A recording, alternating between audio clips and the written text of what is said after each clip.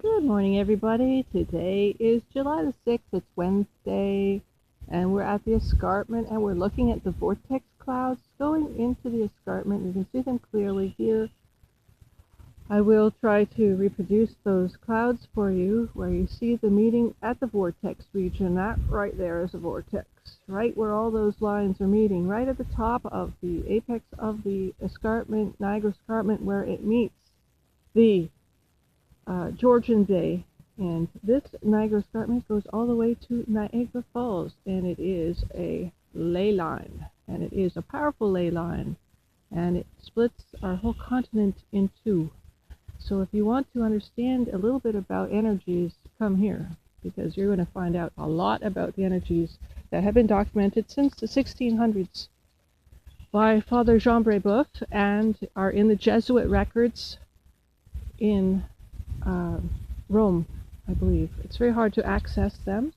Some archaeologists, I think Charles Garrard, who is the archaeologist in this area, region, he has records of them, and he probably has the authentic document copies. So the interesting thing is, what I'm discovering about the energies is that the ions from the sun collect here in this region, here at Cartonne, in that spot right there of scenic caves, magic worshipping rock.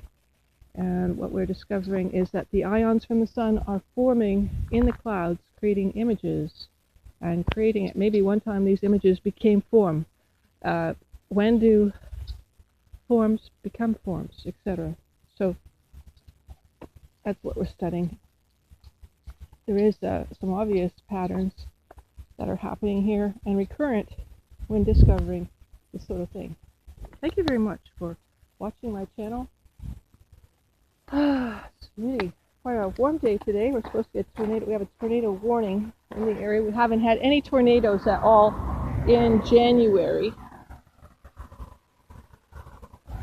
I should say in June. There were no tornadoes in June, and that's rare. Usually we get them. That's tornado season. So maybe sun pinching is helping, and I do definitely create a calm with the sun.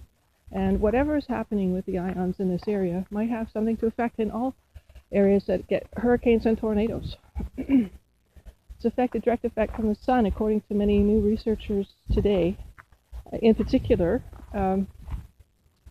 the solar research of Ben from the site Suspicious Observers. Suspicious Observers has shown that the sun activity has a direct effect on all kinds of earth weather, namely tornadoes, hurricanes, earthquakes, you name it. I don't want to go up there, so let's go to the beach. To the beach, to the beach. Come on.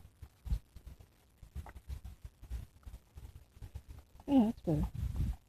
Anyway, it's dipping down really low right there, the escarpment. We had a huge earthquake, I think in the early 2000s, like around 2003, 2004, whereby you could feel, it felt like a Mack truck coming up the driveway, and it really did shake everything up. Now, the earthquake activity has been active recently. We just had a 5-pointer, I think, off the coast of British Columbia, Seattle, I think. So that's active region, and then these old regions that were active probably a lot earlier and have fused to some extent, but with the new activity could be opening them up again. So, oh, that's an interesting. Yeah, sometimes sit on that rock. It's nice to look out. It kind of slants towards the bay, and you can see the bay and meditate there. It's very nice. Oh, they cleaned up the bricks. That's good. That's a lot better. Oh,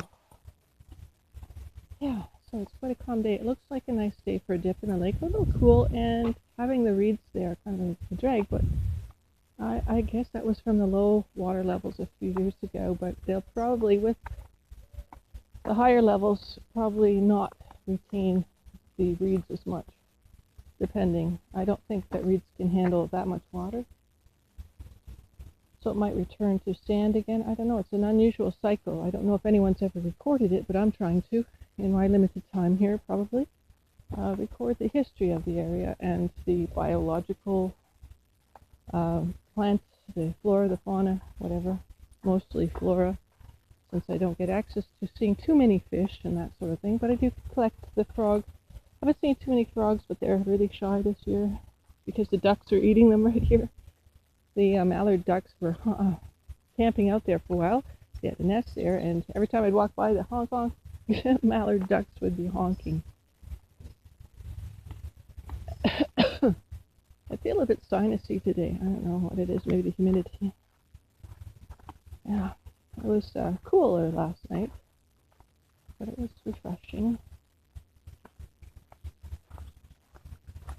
We'll see how high the water is today as well, and that way we can get an idea. I hope they don't tear down the trees. All this area has been sold. I don't know what their function will be with this area. It would be a shame to tear down these cedars which give us oxygen and enrich our lives with their oxygen. There's a black kitty cat. Uh-oh, I'm going to have to do a hex off. It's a black cat. Have you ever had a black cat do that? Meow. You see, that's a brown. It's not all black, so that's okay. There's a little white spot on his belly. What do you do? If you're a superstitious person, I'm not really. But being my background, being Irish, I guess I am. Most people are. So, okay, he crossed right here. So what you do, Zoe, she's cooperative. Oh good, it's gone down quite a bit of water. Hex off, cross the street and go off. Turn around the way. And do a circle. Circle, circle, moving. And there you go. Now you can cross over. Crossing over. Now, do you think that black cats have something to do with bad luck? Well, no, but I mean, if we have that in our psyche, then it might happen subconsciously. So it's good to play a psych game. It's just a mind game, really, you know. But you don't have to believe it. But even if you want to extra protect yourself, why not? It's always a good idea to be overprotected, isn't it? I don't know. Maybe not. Maybe not. Okay. Today, the water has gone down. We can actually walk to the beach if we walk on the side to the water. It's not really a beach. It's more of a shoreline. We can't really walk upon.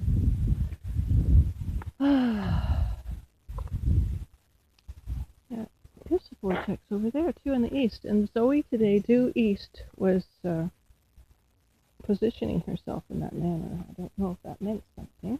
Should I go again? No, she just wants to feel the cool grasses on her tummy. You like that, Zoe? Yeah? Yeah, feels good, doesn't it? What is this? It's a log. Odd log. It looks like it's painted. Oh my, look at that. I don't get it. Did all that float over there? Did someone put it over there? Hard to say. I was going to use that for a ramp for the scooter, but I don't think that's going to work. It's too rotted now. Uh-oh. Where are you going? You're doing it again? Oh, Zoe. Oh, sorry, guys. Oh, Zoe, I don't know. You already went to the bathroom. I don't want. So every time you do that, you go in the grasses. The bugs come out and they bite me. Yeah. You know that? Getting hot, though. You didn't get any water. That's why you're hot. Should have had some water before you left. She understands everything I tell her. Usually I walk with water, but we're not going that far today. So she can wait a minute. I might have to wait too. Alright, you can't drink from the water here.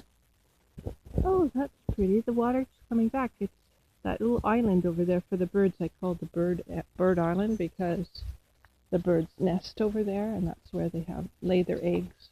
That's what nesting means, by the way.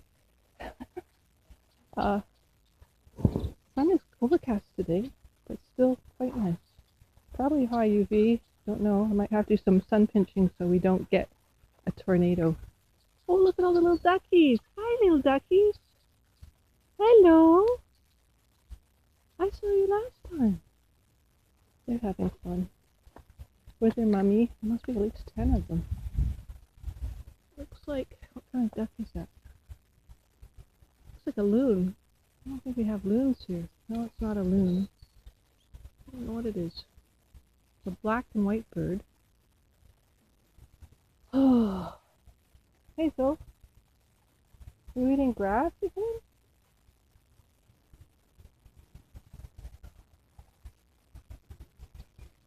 Yeah, I can just barely see Christian Island from here today. I see some fish out there. Yeah, fish. It's good to go fishing on a foggy day, but fishing, I guess, is not human either. It's not human to fish, apparently. I don't know. Some people, if they could invent a painless way of fishing, like maybe suction or something, I don't know. But people eat fish for survival, where you could get all your protein from plants, but we've been kind of, because of shortage of plants, perhaps people turn to eating flesh, and that's what I've studied, but it doesn't make it right, of course. I think we are changing our concepts, which is good. It just takes a little bit of re-education in terms of what's really good for our bodies. When I eat flesh, I don't feel good after I eat it. I feel awful. And then when I eat vegetables that are organic and non-GMO, I feel great. So, oh, I see a artifact here. Sometimes you can find things there like artifacts, arrowheads. That's what I'm looking for mainly. And there's so many of them, they throw them out. That's what Charles Garrard said. Because they didn't want them at the museum in Toronto. They had so many of them because there were hundreds of thousands of natives at one time. So just imagine how much they do have. But I don't know what they... Oh, there's a bee, a bumblebee. A lot of bumblebees, but I have not seen yet one bee. I'll go closer to him. There's a... Hello, bumblebee. How are you doing? Good. Now, I don't know why he's a lot healthier than the bumblebees. Maybe because... I don't know. If he's not receptive to different radiation levels of different ordination types or whatever poisons are in the system, but why the bumblebees aren't affected and the regular honeybees are is quite interesting. I remember seeing loads and loads of honeybees at one time. Anyway, I'll have to figure that one out. As you know, it's DNA. They're doing that on purpose. Who knows? You know, gene warfare. Gene warfare, if you take the honeybees, you control the world's population, food population, and, you know, you can, it's, I don't want to think about it because that's a nasty thing to even imagine anyone could be thinking like that. But you know that people do think like that. And we have to be ever vigilant and protect ourselves from any kind of abuse like that. There's a beautiful. Okay, guys, I think what I'm going to do is say goodbye for now, and hope you all have a wonderful day. I'll listen to some music and take some pictures. Have a wonderful day, and stay protected. It's still hot, and you're getting UV today. So I'm going back before it gets too hot.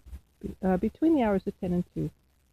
Try to stay indoors or protect yourself with sunscreen, which doesn't really work. You can use, the best bet is that zinc. Zinc works, natural things, you know, not the chemical stuff. Anyway, have a wonderful day, guys. Bye-bye.